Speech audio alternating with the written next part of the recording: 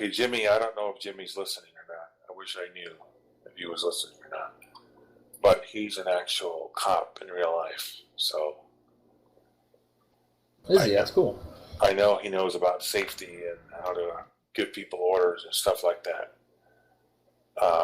Okay, so Walker, this is your first time doing this, or you were here this morning? Walker? Walker is here, but not I'm here. here. Sorry. Okay. I was actually looking at Jimmy his vehicle. He's in New Jersey. All right, I'm gonna ask you guys some questions. Don't help anybody out when I ask you the questions, okay? I want to know what you guys learned today, okay? Keen Miller, what is the main thing overall that you want to do in regards to inmates at the jail? Overall, what are you trying to do? Safety. Inmate safety, your safety, safety Right. of everyone. And that's done by gaining and maintaining control of all inmates, right? At all times. Positive control. You gotta assert Right. your dominance without. Okay, I Right. shouldn't say like assert your dominance like we're a bunch of animals, but assert your authority, I should say, in a positive voice. That authoritative voice at the same time. Authoritative voice, professional, like you know what you're doing, right? Right? Yes, and also All right. I would say don't swear at them either, because that kind of undermines as well. Yeah. the Don't authority as swear. well. If you start swearing a lot, because then it's like, oh, he can't even speak properly, kind of thing. Exactly. See, Okay. that's exactly what I'm trying to get across to people. You don't need to use the F word or just cuss up a storm. Okay, you're not Arlie or me. This is not the Marine Corps. You don't need to do that. Okay, that's just people that do that in real life for whatever reason, and I understand, but we're playing a game here, and we're going to have youngsters come in, and we don't want to use the F word every third or fourth word. We just don't need to do that. Remain professional, right? Because like I said, we're going to be on YouTube, okay, and we're going to be compared to other servers, and I know that no matter what we do, someone is going to come on the server and all these cops suck. Whatever. It's their attitude that sucks is what it really is, okay? It's not us, as long as we're professional, okay? All right, Alan Martinez, how many inmates can you escort by yourself before you need a taser out? 2 inmates. 2. So any more than 2, you need what? A taser. Okay. And if you have 2 officers and 4 inmates, what are you going to do? How do you handle that? If you have 2 officers and 4 inmates, both officers need to have tasers out. I would have one officer in the back, one officer in the front while we're escorting them. But yeah, that's what I would do. All right, so when you're escorting these guys, that's a good point. Martinez? Yeah, Martinez. Mm-hmm. You don't want to walk in front of the inmates. When you guys are walking a line, let's say there's a line of 4 inmates, right? You want to be to the left or right of the 3rd inmate back in the line. That way, what? You have an escape route, right? Sure. Right? They're walking away. Okay, you're even with the 3rd guy, you have an escape route. Always think when you're walking these guys, where's my escape route? Don't walk in front of them. Don't let an inmate walk up behind you. Okay? Don't let an inmate get within kicking distance of you. Okay? If they walk up, I don't know if there's an animation, but if there was an animation to like put your hand out to tell someone to stop, I'd be using that all the time because I don't want inmates getting anywhere near me. There is a stand-up animation. Yeah, I think there is an animation like that. There's also one where, what is the one where you make a circle? You're pointing to the sky, Keen, and you're making a circle with your hand, like let's go. More like assemble, like where you assemble, right? Up. Yeah. Right. So we use that in the jail for rack the gate. So when we're standing in front of a gate, the sergeant can get what it is. Let's say you're going to do a cell extraction, right? And there's a lot of talk on the radio, and you guys are about to go in. If the sergeant can't get on the radio, what he does is he makes he puts his fist towards the sky and he makes like a circle, like a let's go, like rally up or get ready to go. He makes a couple circles with his hand. He's telling the guy in the control booth to rack the gate. Okay, it's obvious. that the housing guy, the guy in the booth, is going to know exactly what's going on. So 415 fight, two guys, or let's say there's three guys inside the cell beating the shit out of each other. Sergeant comes in and says, okay, this is what we're going to do. What cell is it? Okay, we're going to go over there. You're going to do taser. You're going to do taser. When they go down, you're going to be arrest. You're going to keep your taser out. I'm going to direct the force. Control booth guy, when I make this motion, I want you to rack the gate, right? So everybody has a job and everybody knows what's going on, right? It just works beautifully when you have a plan. The quicker you have a plan, the more organized your plan is, and the better everybody follows the plan, the better off everyone's going to be. Planning needs professionalism. Exactly. Just practice this stuff, and you guys read through that SOP, and we'll get together. I'm off for 8 days now. I'm off from starting tonight at 9 o'clock. I'm off for 8 days, man. So we can go over this stuff. We don't have to be on a server all the time to go over some of this training stuff, okay? Settlement, you know what I didn't do? I didn't go over the 415 stuff, right? There's going to be some codes that we're going to use in the prison. 415 is a disturbance, and 415 fight means what type of disturbance, okay? So it's just 415 fight, 2 inmates only, no weapons. Is that in the SOPs?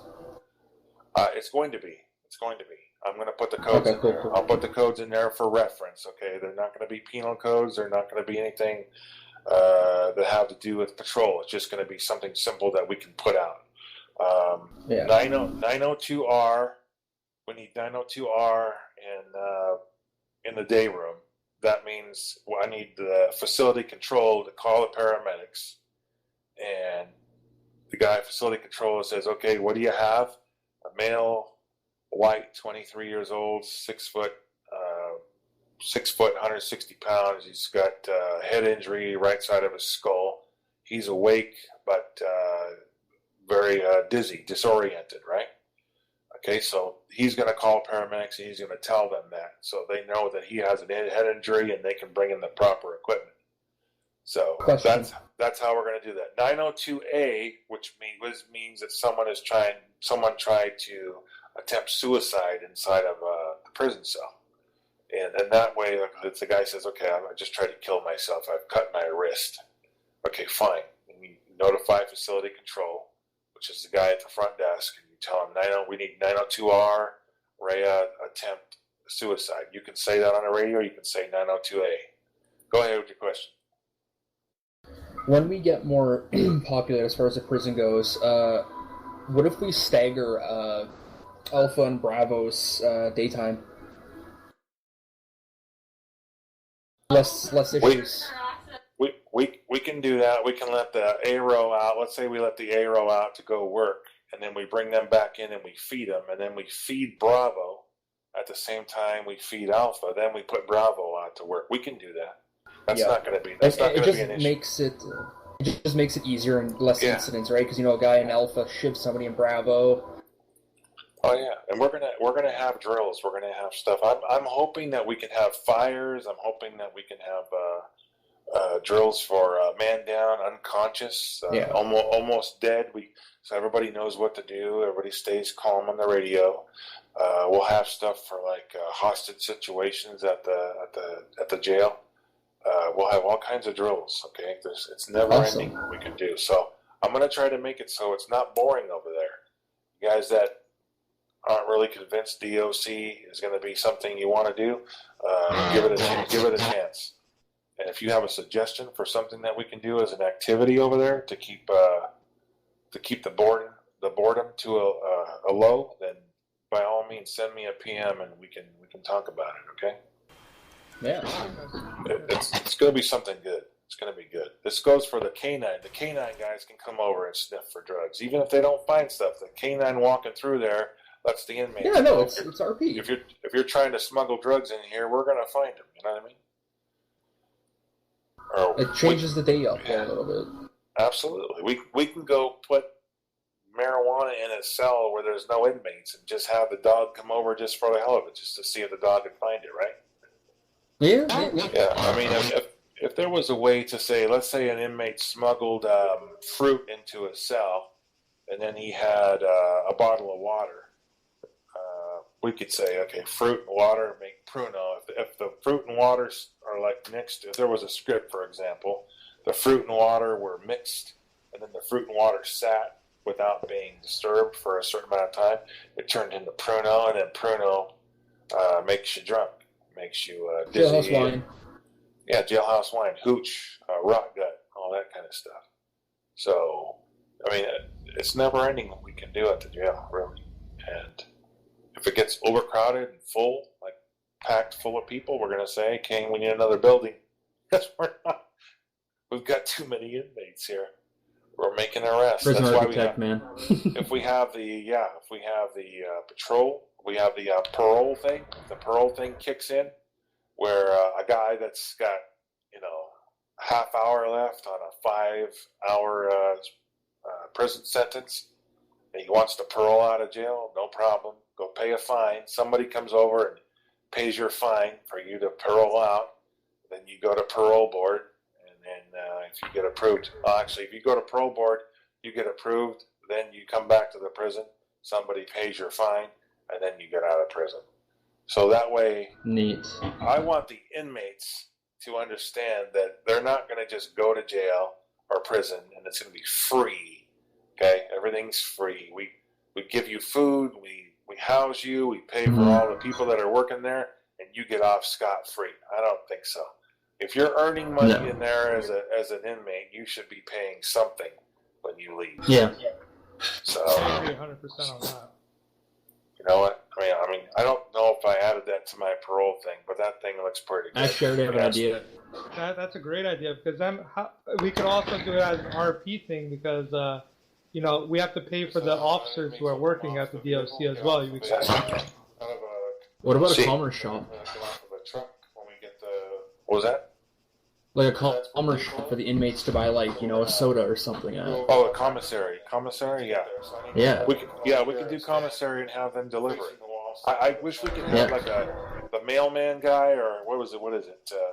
Have a couple of things that the inmates can walk up to, like we'll call them vending machines or whatever, and they can order stuff, and then they're allowed to make their address the prison. You know what I mean?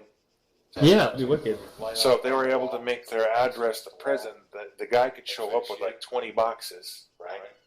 And every time It he gives the delivered a delivery guy a box, job. it gives the delivery guy a job, and it gives us a chance to have the inmate come out, get his box, and go back into his cell and get his stuff. Because honestly, as big as Prison RP is, you need to have something that they need to enjoy and strive to have. Because granted, they're in jail. What I want them to have is I want them to strive for having a different mindset, something that makes them not want to come back to jail at the same time. Yeah. So yeah, give them activities. Give them activities. I mean, if you guys know the history of American prisons, anybody here study that? Yes, sir. Yeah. American prisons used to be. Some of them were different. They had this thing called a lockstep, where they lock these guys together with chains and lock their legs together. Shackles? And they had them lockstep. They all had to walk together. They couldn't talk. They could not talk. It was a completely silent prison. At night, at mealtime, they could not talk. Even when they were working in the factory, they could not talk.